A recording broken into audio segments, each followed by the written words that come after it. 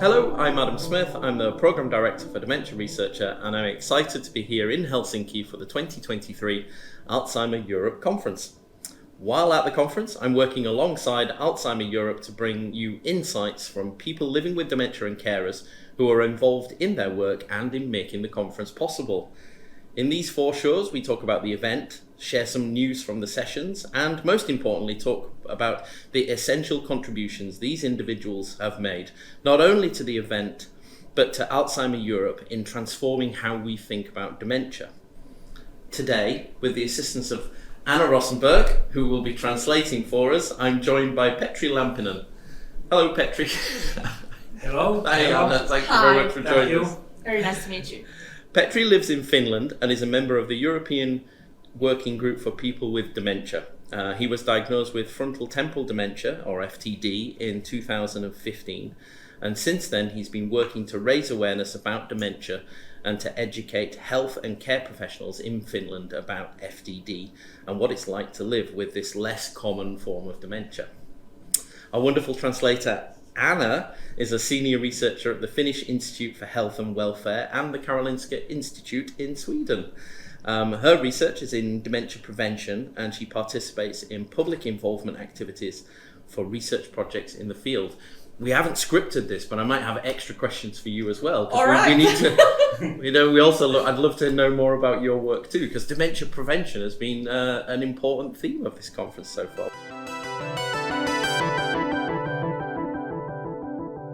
Well, thank you both so much for joining us. Thank you. I've started each of these shows with a fun fact. Now, that's been easier when the people who've been opposite me haven't been from Finland, and now I'm sat in front of 2 people from Finland. I feel like my fun fact may be something you're fully aware of. So I tried to pick out something that even you might not be aware of as people who live here. So did you know Helsinki is not only famous for saunas, of course, it was also a place where the heart monitor was first invented, which you might not have known that. Did you know that? Oh, also as well, it's where the Molotov cocktail was invented.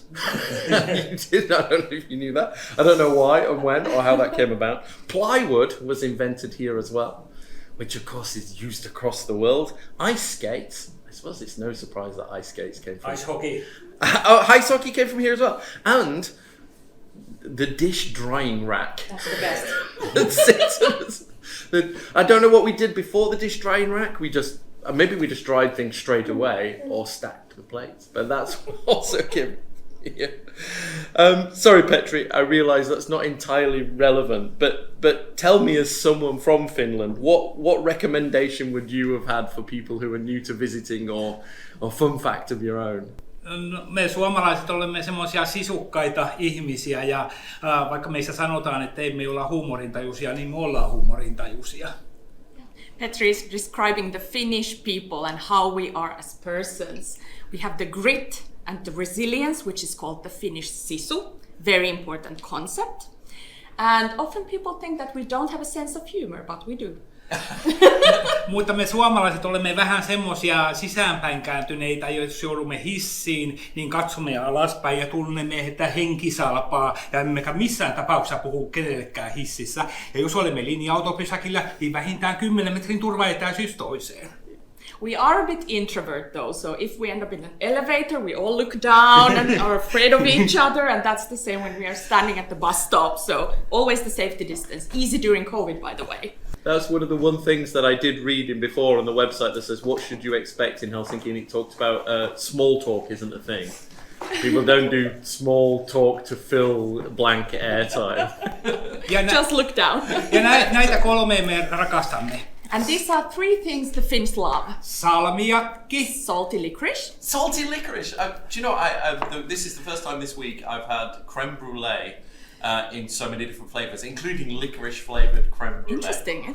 How was it? It was very good. Ja jos et pidä salmiakin mausta, niin voit poistaa sen pahan maun suustasi suklaalla. And if you don't like salty licorice, then chocolate is your choice. Chocolate. And is Finnish chocolate better Absolutely is the best. Very best. Swiss? Ja kolmantena vielä näitä kaikkea kolmea suomalaiset, jotka asuvat ulkomailla, ruisleipä. And then the rye bread, of course. Rye bread, So which I have tried with the fish soup, which is very excellent. good. So these are the three things that all Finns crave for when they are abroad. Nämä ovat aivan huippua, että jos joku turisti tulee Suomeen, niin näitä kolmea kannattaa ehdottomasti maistaa. So these are the top 3 things to taste if you're a tourist in Finland. Well, I'm gonna enjoy it. Can I have a taste of those later? Thank you so much. So before I start, of course, you know all about Alzheimer Europe, and anybody who's watched the first 3 films in this series will already know. But for those that are only just catching up, Alzheimer Europe is an enlightened organisation that acts as an umbrella, bringing together and representing 41 different Alzheimer national associations from 37 different countries. Their mission is to make dementia a European priority to change perceptions, policy and practice in order to improve the lives of people affected by dementia. And I think they're doing an amazing job of doing that, and this conference is a great example of that. Could I ask, Petri, what's it meant to you to have the biggest biggest ever Alzheimer Europe conference? I mean, we have 1,000 in-person registered delegates, another 150, I think, online. To have that conference held here in Finland, and as an additional question to that is, how do you think Finland rates in its management of dementia? Tämä on merkinnyt erittäin paljon mulle ja olen panostanut tähän konferenssiin tosi paljon, että on ollut 3 päivän aikana 8 tehtävää täällä ja olen tosiaan aloittanut valmistautumisen niihin keväästä saakka. Ja aikaisempi isompi konferenssi vastaava on ollut Suomessa 1997. This has meant so much for Petri. During 3 days he has had 8 presentations, 8 sessions, and he already started to prepare during the spring. And last time this conference was held in Helsinki in 1997, so it was about time to meet again in Helsinki. Ja olen erittäin tyytyväinen, että Suomen mediakin on huomannut tämän konferenssin ja olen eilenkin ollut Suomen TV:n haastateltavana ja se tuli eilen illalla ulos telkkarista ja olin saanut siitä tosi paljon hyvää palautetta. Petri is also very pleased that this has been picked up by the Finnish media, and Petri himself was interviewed by the Finnish television yesterday actually, and it came out in the news and he received a lot of positive feedback. Wonderful. Ja tätä kautta pystytään muuttamaan käsityksiä muistisairauden kanssa elämisestä ja olen saanut tosi paljon hyvää tutustumista erilaisiin ihmisiin, tutkijoihin, tavallisiin ihmisiin, että on tosi paljon, että olen ollut niin kiireinen tämän konferenssin aikana, että tänäänkin kun tuli tänne, niin ihmiset yrittää saada mut kiinni, niin mä sanon sorry ja jatkan matkaa. This kind of conference really helps to change perceptions of dementia. And Petri has been super busy during the conference. He has been networking with the researchers, but also other participants, and he has been so busy that sometimes you even have to say no more time for anything. Yeah. Ja ilokseni olen huomannut, että 8 vuotta sitten sain Fronto-Temporal Dementia diagnoosin, niin vuosi vuodelta on tullut ymmärrys paremmaksi justiin, että muistisairaus ei ole enää niin paha stigma kuin silloin 8 tai 10 vuotta sitten, mutta tekemistä vielä on paljon.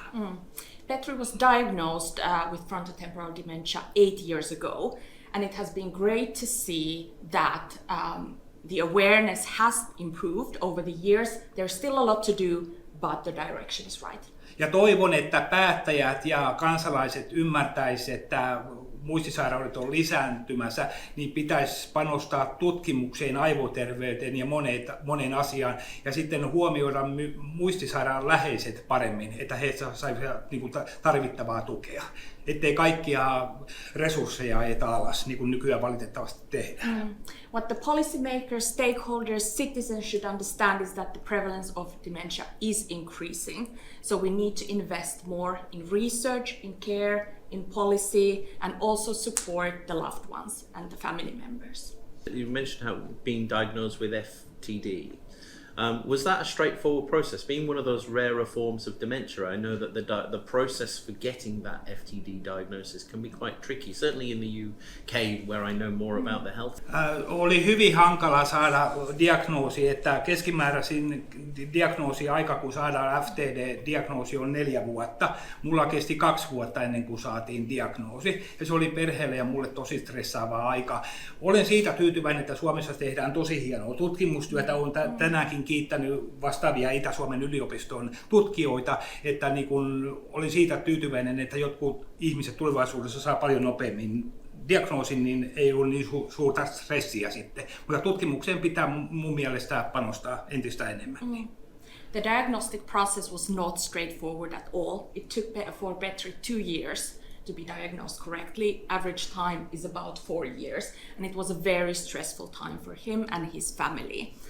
Luckily, there's a lot of great research going on also in Finland around FTD, improving the diagnostic process, so there is hope that other patients in the future will get the diagnosis even faster. Ja ihmisillä on ihan vääriä käsityksiä FTDn kanssa elämisestä, että kun sairautta on montaa muotoa ja oireet on vaihtelevaiset. Mä olin kerran yksillä messuilla ja mulla oli FTDstä esite ja yksi vanhempi mies tuli mun eteen ja sitten näytti sitä esitettä tälleen, että tämä on semmoinen sairaus, mistä ihmisistä tulee ihan hullu. Niin sitten mä sanoin hänelle, että itse asiassa mulla on se sairaus. Niin sitten tämä ihminen meni ihan vaikeaksi. Mä sanon, että älä siitä, mulle voi ihan laittaa, että olen tietyllä tavalla hullu ja rupesin vähän niin kuin hymyilemään. Niin sitten mä valistin häntä 20 minuuttia, niin hänen käsitys muuttui ihan tässä sairaudesta.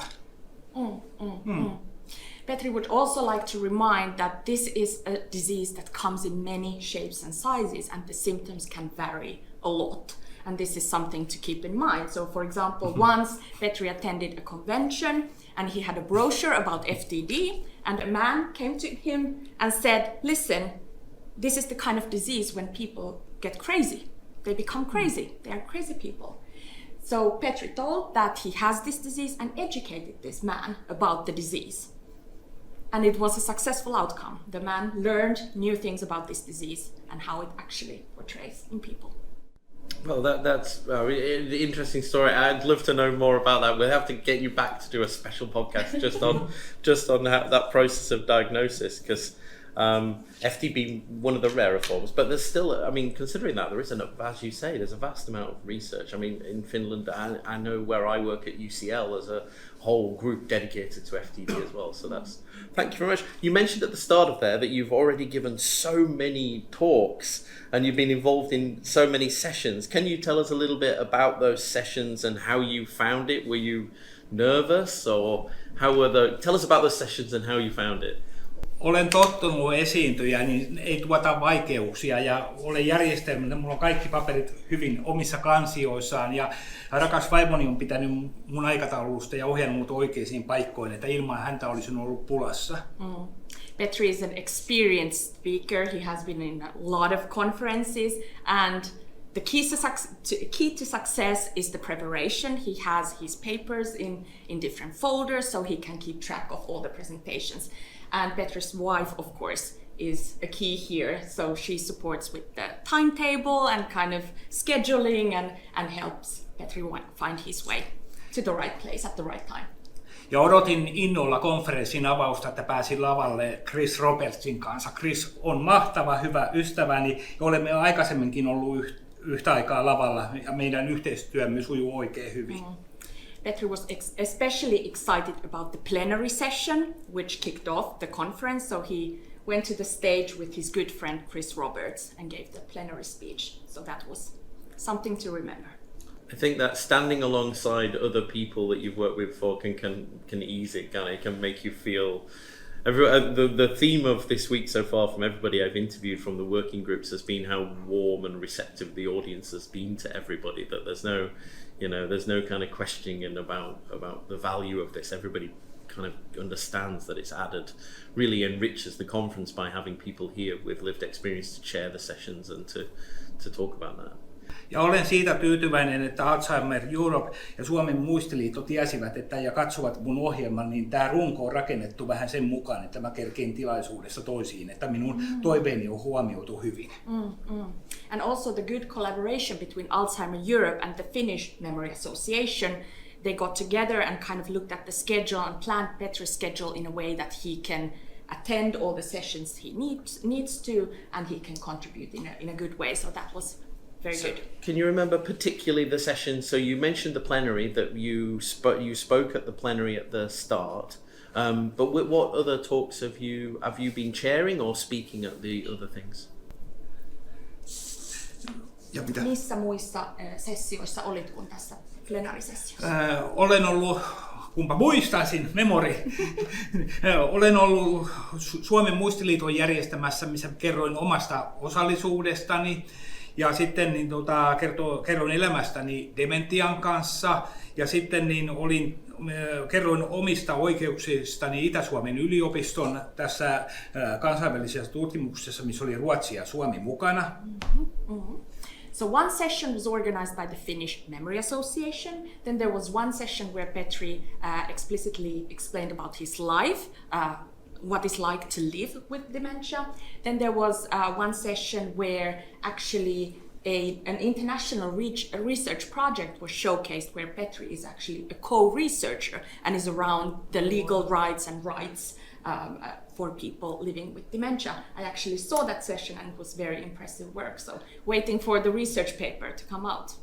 Ja vaikka puhun tässä suomea, niin mä pidin eilen vaimoni kanssa englanninkielisen session, missä puhuin ihan englantia. Ja se oli ihana olla siellä salissa, että se sali oli niin täysi, että ihmisiä istuu lattiallakin ja seinillä. Ja sitten sain Jim Personilta, sain Skotlannista jälkeenpäin viestin, että puhun parempaa englantia kuin hän skotti-englantia. Se oli hauska. So yesterday there was also one session where Petri and his wife attended, and Petri actually gave the speech in English. So actually there's no need for translator at all.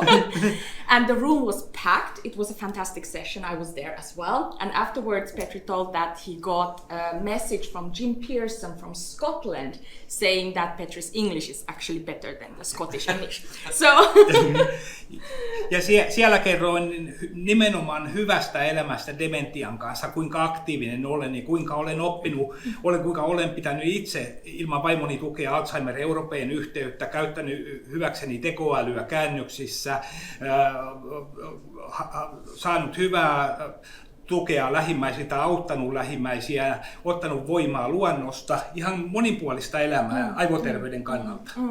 So Petri, in this session, he was telling about his life concretely, how he is leading an active life, independent life, how he's handling matters with Alzheimer Europe around this activity as an expert by experience, and what he is doing concretely to keep his brain active and how to lead a brain healthy life. Ja aivan huippusessio oli EWPWD-projektin, että missä on professori Mia Kivipelto kuunteli minua ja sitten hänkin sai varmaan professorina paljon tietoa, että miten myös muistisairas voi hyötyä aktiivisesta ja hyvästä tämmöisestä aivoterveellisestä elämästä.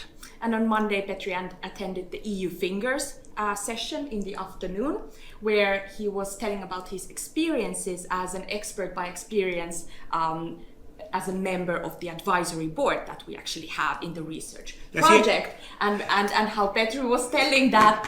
Ja sielläkin sain sinulta erittäin hyvää apua. Kiitos. Even in that session, we were working together as a pair.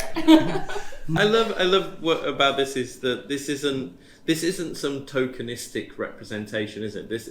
This is genuine participation in not only in the research that's coming here to be presented, but also that the views are valued, that you really want to put people with lived experience at the heart of the event, not just as an afterthought, but really embedded into the DNA of the event, which I think is wonderful and shines through. Yhdestä asiasta, negatiivisesta asiasta haluan kertoa. Kun meidän muistisairaiden ja läheisten ruokailu on alakerrassa, niin eilen se oli hiukan huonosti järjestetty, kun meillä on oma tila, ja sinne tuli sitten muita ihmisiä syömään meidän rauhalliseen tilaan, missä me yleensä saadaan syödä, niin sinne tuli 2 jotain ihan tervettä ihmistä, ja he meni sinne perälle, ja sitten heidät tavallaan ajettiin sieltä pois, niin ne katsoi minua siinä pöydässä ja meidän saksalaista työryhmässä olevaa muistisairautta, niin nämä 2 jotain tutkijanaista tai vastaavaa, niin sanovat, että ei noi ole muistisairaat, ei ne näytä muistisairaalta. Niin mulla ne kylmät väreet meni oikein sitten, että se oli niin paha loukkaus. Ja vaimoni singahti niiden perään, nousi pöydästä ja sanoi, että niin toi minun mieheni sairastaa dementiaa. Yeah. Niin, ja tänään oli muutettu järjestelytä, tänään oli paljon henkilökuntaa ja sitten katsovat, että saadaan syödä rauhassa. Mutta että kyllä tulee ihmiset väärällä asenteella konferenssiin, jos katsoo niin kuin ihmistä sillä, että niin kuin ei näy muistisairaus, ettei toi ole niinku.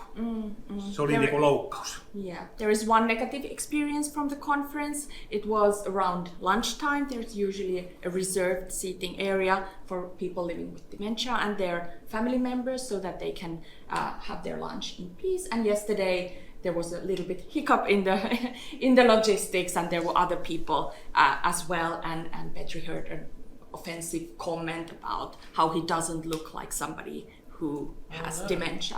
So that was a negative experience. So not everybody still has the right attitude, but fortunately majority of people... And hopefully not from somebody who was actually attending the conference, but rather from somebody else who was using the facilities at the venue.